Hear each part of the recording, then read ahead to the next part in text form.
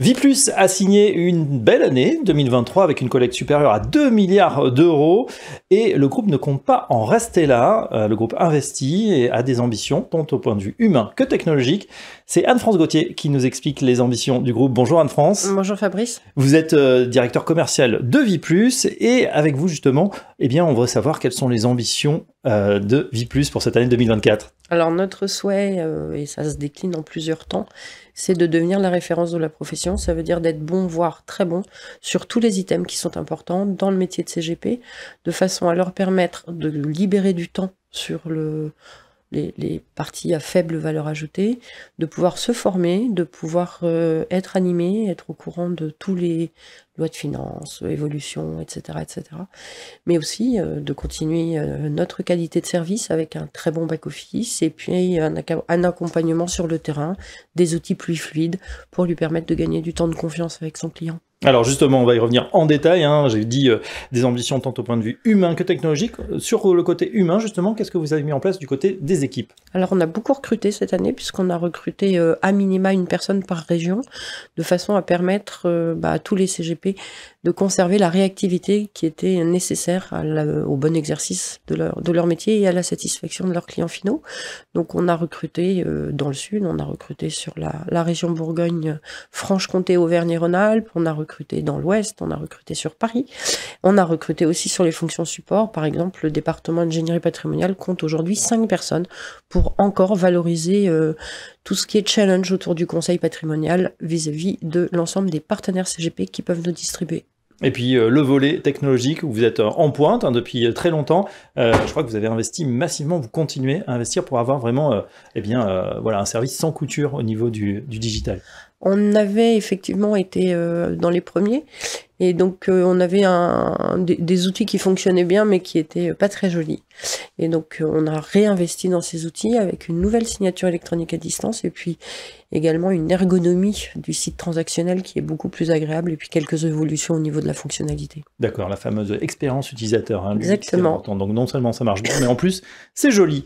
On parle justement des ateliers que vous mettez en place. Vous avez décidé de là vous pencher également sur les conseillers eux-mêmes. Pourquoi cette démarche ? Nous ne souhaitons pas risquer de nous priver d'une des typologies de nos partenaires. Très souvent, il y a la loi de Pareto qui s'applique, donc on va travailler un petit peu trop avec toujours les mêmes.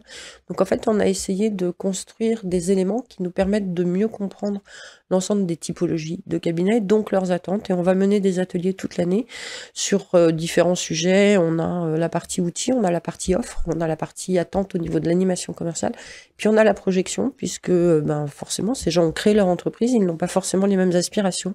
Donc on veut pouvoir continuer à accompagner chacun d'entre eux, quel que soit leur modèle. D'accord, ce sont un peu les Jeux Olympiques, donc ces ateliers? Alors non, les Jeux Olympiques, c'est encore autre chose. Les Jeux Olympiques, c'est en cette année 2024, la volonté de permettre au client final de mieux comprendre toutes les parties prenantes qui s'occupent de sa gestion de patrimoine. Donc à la fois une meilleure définition du métier de conseiller en gestion de patrimoine, mais également une meilleure définition de ce que c'est qu'un asset manager, de ce que c'est un assureur. Donc de façon à ce que chacun puisse simplement et en 3 minutes, expliquer son métier à son client final et qu'on puisse le relayer sur l'ensemble des sites web de nos distributeurs. D'accord, c'est une sorte de concours d'éloquence? Tout à fait, c'est un concours d'éloquence, donc il va y avoir des finales régionales, il y aura une finale nationale, et j'espère qu'on va les former. On a pris une société de formation sur la capacité à convaincre en peu de temps, puisque le débat doit se conclure en 3 minutes, donc c'est extrêmement court et à la fois ça peut être un peu long. Donc on va accompagner les CGP sur la mise en avant de leurs valeurs en fonction de chacun d'entre eux et de ce qu'ils souhaitent pouvoir mettre à disposition de ses clients et en tout cas valoriser. Voilà, excellente initiative pour effectivement apprendre à se présenter, donc en un pitch de 3 minutes, donc ces Olympiades, ça tombe bien, c'est une année olympique. Et puis enfin, pourquoi la démarche? Je crois que l'ambition est claire chez Viplus pour cette année 2024. Oui, devenir la référence et donc ne jamais se reposer, toujours se remettre en cause par rapport à ce qu'on fait, à comment on le fait, comment être mieux à l'écoute, tout en étant complètement dans la stratégie du groupe, qui est une entreprise à mission, donc avec un accompagnement sur la finance durable qu'on a déjà commencé il y a un peu plus de 2 ans maintenant. Et voilà, la Vie Plus donc en passe d'être la référence pour les CGP. En tout cas, c'est l'ambition du groupe. Merci pour ces explications. Merci Fabrice. Gauthier, je rappelle que vous êtes directeur commercial de Vie Plus et à très bientôt dans l'interview Investissement Conseil. Merci beaucoup.